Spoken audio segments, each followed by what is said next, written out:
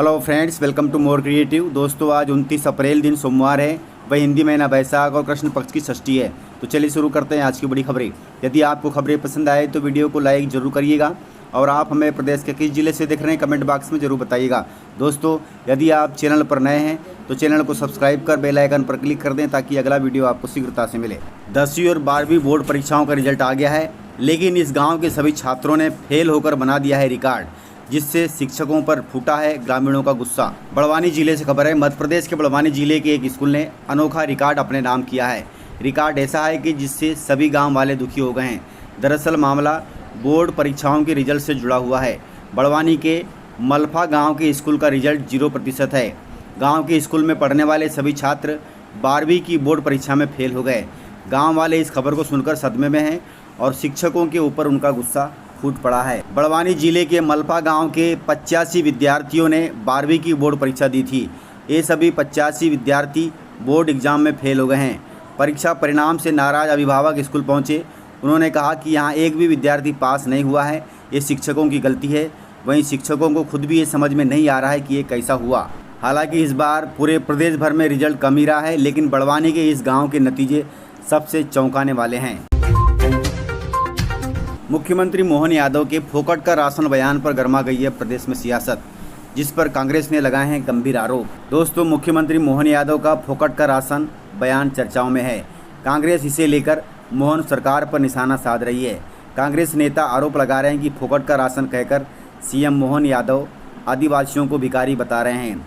विक्रांत भूरिया ने कहा कि मुख्यमंत्री जी बोलने से पहले सोचते नहीं। उन्होंने कहा कि आदिवासी क्या भिखारी हैं? हमने आपसे रोजगार मांगा था, आप रोजगार नहीं दे पाए, इसलिए आपको राशन बांटना पड़ रहा है। मुख्यमंत्री मोहन यादव ने झाबुआ में चुनावी सभा को संबोधित करते हुए यह बयान दिया था। झाबुआ में कांग्रेस उम्मीदवार कांतिलाल भूरिया के बेटे और यूथ कांग्रेस के पूर्व अध्यक्ष विक्रांत भूरिया ने इसे आदिवासियों से जोड़ दिया और मोहन सरकार पर हमला बोला।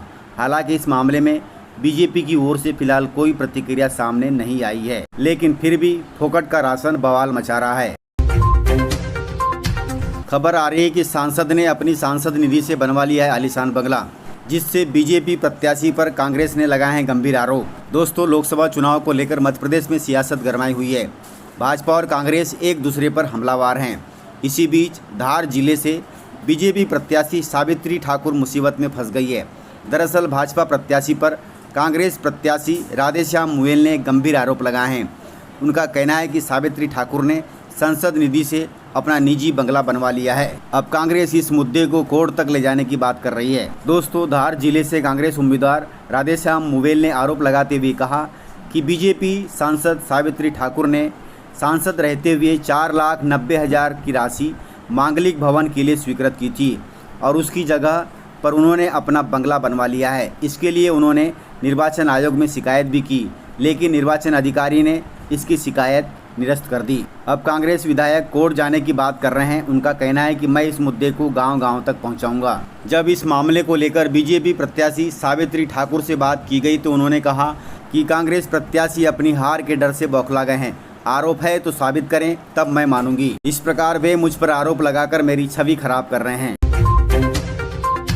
शिवपुरी जिले से खबर है। शिवपुरी एमएलए ने अनोखे अंदाज में ज्योतिरादित्य सिंधिया जी के लिए मांगे हैं वोट। उन्होंने कहा है कि मैं आपके लिए झाड़ू लगाने को भी तैयार हूं। दोस्तों, शिवपुरी विधानसभा क्षेत्र से भाजपा विधायक देवेंद्र जैन ने केंद्रीय मंत्री ज्योतिरादित्य सिंधिया के लिए अनोखे अंदाज में जनता से वोट मांगे हैं। शनिवार को ग्राम रायश्री में ज्योतिरादित्य सिंधिया जी की मौजूदगी में आयोजित एक सभा को संबोधित करते हुए शिवपुरी विधायक देवेंद्र जैन ने कहा कि वह जनता के लिए झाड़ू भी लगाने को तैयार है, लेकिन बड़े काम यदि कराना है तो महाराज को अर्थात ज्योतिरादित्य सिंधिया जी को बड़े अंतर से जिताना होगा। ग्रामीणों को संबोधित करते हुए शिवपुरी विधायक देवेंद्र जैन ने कहा कि मैं जनता के हर छोटे काम करने को तैयार हूं, यहां तक कि झाड़ू लगाने के लिए भी तैयार हूं, लेकिन क्षेत्र में बड़े विकास के काम कराना है तो महाराज को बड़े अंतर से जिताना होगा।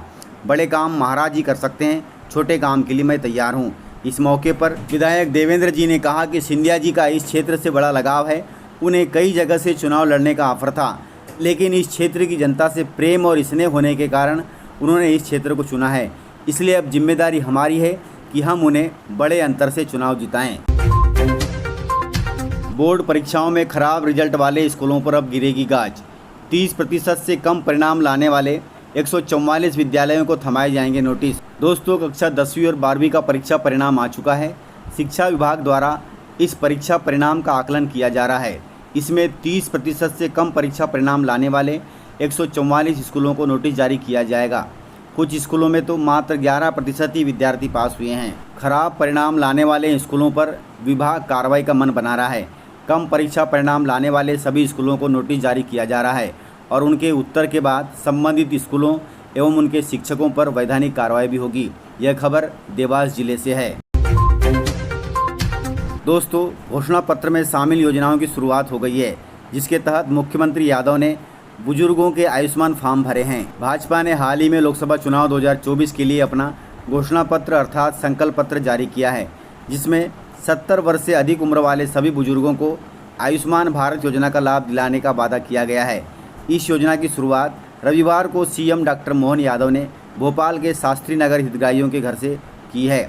सीएम ने खुद बुजुर्गों के आयुष्मान योजना के संकल्प पत्र भरवाया। हितग्राहियों का फॉर्म भरवाने के बाद सीएम ने कहा कि 70 साल से ज़्यादा नागरिक, वे चाहे किसी भी जाति के हो, किसी भी वर्ग के हों, सभी बुजुर्गों को आयुष्मान योजना का लाभ मिलेगा। मोदी जी ने जो गारंटी दी है, उसके संकल्प पत्र यानी फॉर्म भरवाने की शुरुआत आज से हो गई है। सब मिलकर ये अभियान चला रहे हैं, वहीं लाखों बुजुर्गों को इससे फायदा मिलेगा, ऐसा मुख्यमंत्री मोहन यादव ने कहा है। दोस्तों, मध्य प्रदेश के बुरहानपुर जिले से खबर है। बुरहानपुर जिले में डायरिया का कहर जारी है। अस्पताल में कम पड़ गए हैं बेड, वहीं 2 बच्चों की मौत भी हो गई है डायरिया से। शहर के 5 वार्डों तक फैल चुका डायरिया थमने का नाम नहीं ले रहा है। विशेष रूप से छोटे बच्चे इसकी चपेट में आ रहे हैं। लगातार बढ़ रही बच्चों की संख्या के कारण अस्पताल में बेड कम पड़ गए हैं। एक बेड पर 3-3 बच्चों को लिटाकर इलाज किया जा रहा है। इसी बीच रविवार को डायरिया से पीड़ित 2 बच्चों की मौत भी हो गई, इसलिए थोड़ा सावधानी जरूर बरतें। एएनएम पद की सभी भर्तियां मध्य प्रदेश हाईकोर्ट के अंतिम निर्णय के अधीन हो गई हैं। मध्य प्रदेश हाईकोर्ट ने एएनएम पद पर होने वाली सभी भर्तियों को विचाराधीन याचिका के अंतिम निर्णय के अधीन कर दिया है। यानी अब हाईकोर्ट ही फैसला लेगा कि एएनएम की भर्तियां होंगी या नहीं। भर्ती नियमों को चुनौती देने के मामले में न्यायमूर्ति विवेक अग्रवाल की एकल पीठ ने आयुक्त, स्वास्थ्य सेवाएं, कर्मचारी चयन मंडल, मिशन डायरेक्टर के अलावा छतरपुर, दमोह, रायसेन जिले के कलेक्टर तथा सीएमएचओ को नोटिस जारी कर जवाब मांगा है। याचिकाकर्ता के अनुसार एएनएम का 18 माह का प्रशिक्षण है। अब सरकार इस पद पर उन्हीं को भर्ती कर रही है जिन्होंने 24 माह की ट्रेनिंग दी है। इसी के सिलसिले में याचिका लगाई गई है और याचिका अब हाईकोर्ट के अधीन हो गई है।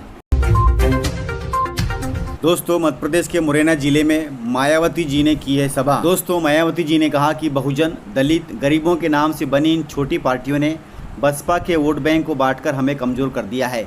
यह बात बसपा प्रमुख मायावती जी ने रविवार को मुरैना में चुनावी सभा को संबोधित करते हुए कही है। उन्होंने कहा कि ग्वालियर, चंबल में भी ऐसे स्वार्थी लोग हैं जो छोटी पार्टियां बनाकर विरोधी दलों का उद्देश्य प्राप्त कर फिर कांग्रेस या भाजपा का दामन थाम लेते हैं। मायावती जी ने भाजपा और कांग्रेस दोनों पर बार बार निशाना साधा। उन्होंने कहा कि हम कांग्रेस या भाजपा तथा अन्य किसी भी विरोधी पार्टी के साथ मिलकर नहीं, बल्कि अकेले ही गरीबों, मजदूरों, आदिवासियों, पिछड़ों और मुस्लिमों के बलबूते पर पूरी ताकत से लड़ाई लड़ रहे हैं और ये सभी ही हमें जिताएंगे। इस प्रकार से जानकारियां थी। तो मिलते हैं सर अगले वीडियो में, तब तक के लिए जय हिंद, जय भारत, जय मध्य प्रदेश।